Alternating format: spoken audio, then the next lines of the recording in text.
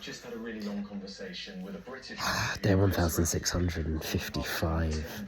Technically, we should say take two. I just attempted to record the video, and it was doing it bloody landscape as opposed to portrait. Only lasted like 5 seconds, but I don't know, does that count? Technically it counts, but for all intents and purposes, I guess we could call this take one. Technically take two. Anywho, less of a specificity.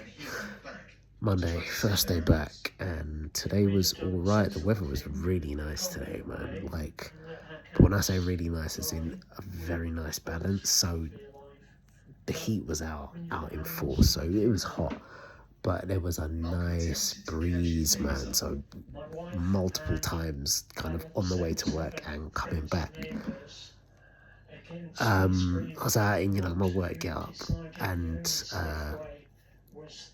I did get a bit hot at times, particularly, because of carrying my turtle shell on my back. But when that breeze was hitting, oh, bruv, perfect, man, beautiful. Work was weird, man. So for a portion of it, it seemed like it was busy, but it didn't feel busy. But things did pick up, and it got quite busy just because one of the machines, it's like a kind of machine that issues tickets, ended up running out of the roll, and a bag of people didn't know how to replace the roll. So there was this moment where like the queue was building up, and it was just a bunch of us huddled around looking like dodos, because like, oh, well, how do we do this? How do we put the roll in the machine? Eventually, luckily, we had to call someone from a kind of like estates team, the ones that kind of manage the building, and they managed to get it sorted after a bit of fiddling about. And obviously, people just standing there staring, wondering why all of us are so useless, But yeah, so it was pretty busy, man. But all in all, it was an alright day. Alright, it was cool. Not much to say, really.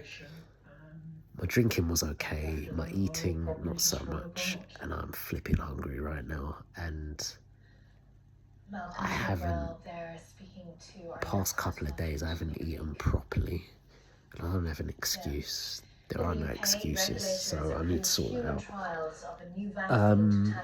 Also, actually, one thing that came to mind, I was meant to say this the other day, it's just a little thing.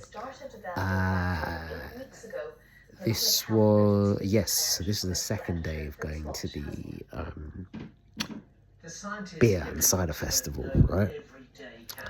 It was on the way there, when I was on the train, because my friends, they'd already made their way there, so it was just me on the train, and this lady went and sat in front of me, and I noticed seats are obviously facing forward, and I saw her sit in the one in front of me, and then I noticed that she turned and she was facing the window, so it's almost like if you sat next to her, her back would be facing you.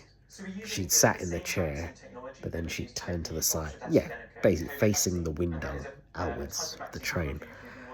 And I noticed she's quite close up to it. And then I noticed it was a little bit weird, but nothing crazily out of the ordinary. But then obviously I could see her reflection because I was sitting directly behind her. And I kept on peering in because I noticed sort of like her head was down. And then I think I heard a little something, and then I clocked that she was crying, and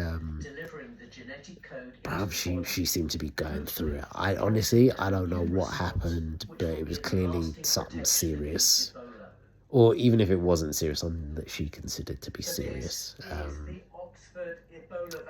then all of a sudden I started feeling a bit awkward because I was like, shoot, she's really going through the motions. So should I say something? Should I do something? But then I was like, well, this person's a complete stranger. Maybe they just want to be left alone. They probably do. Most people who are crying potentially don't want to be approached or asked about anything. And then the only one thing only one thing came to mind. Well, no, tell a lie. More than one thing came to mind, but the only thing that came to mind that I felt I probably could or should do, and I nearly didn't do, and it wasn't a big thing by any means, but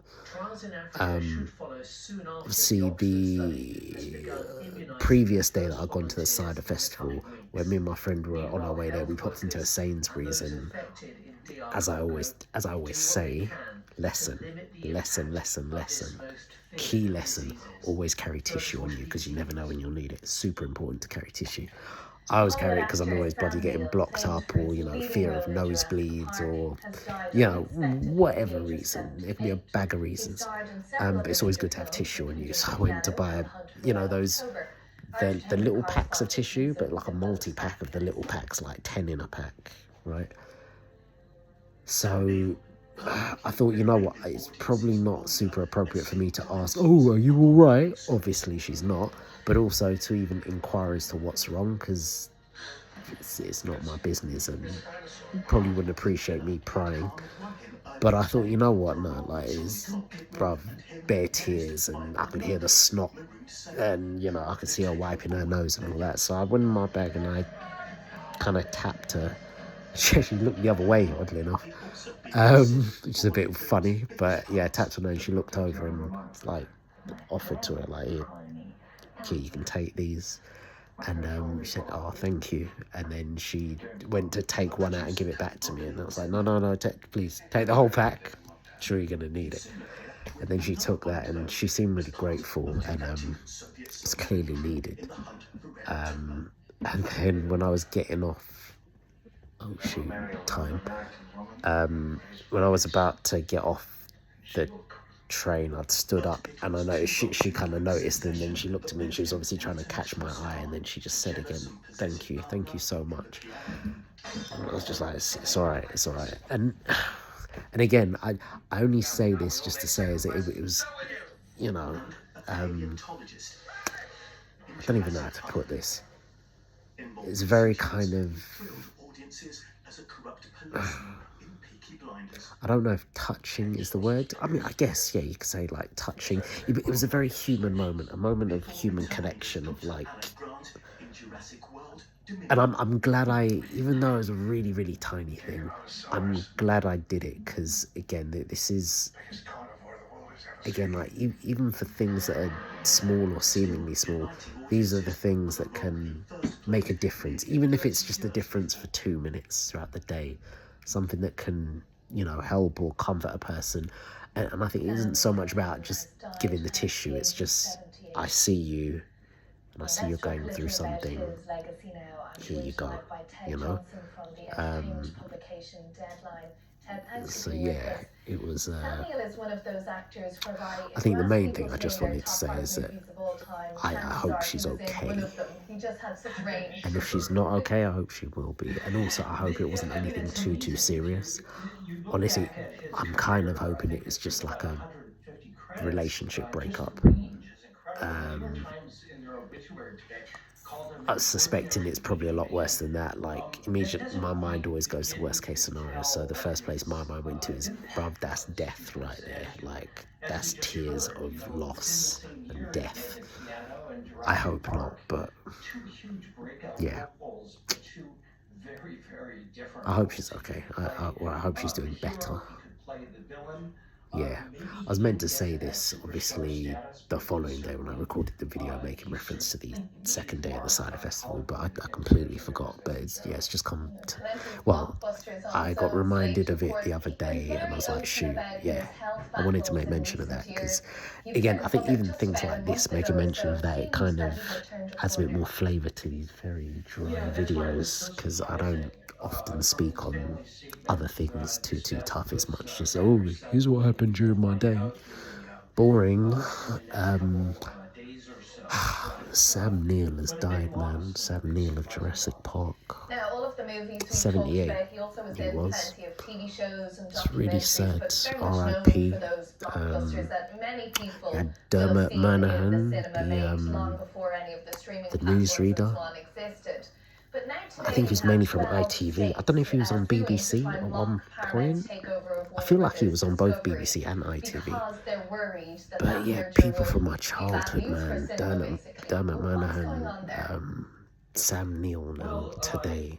I think Dermot was a few days ago, or a couple of days ago. But yeah, Sam Neill Today, R.I.P. man. Sad. Shoot, time. Right, anywho.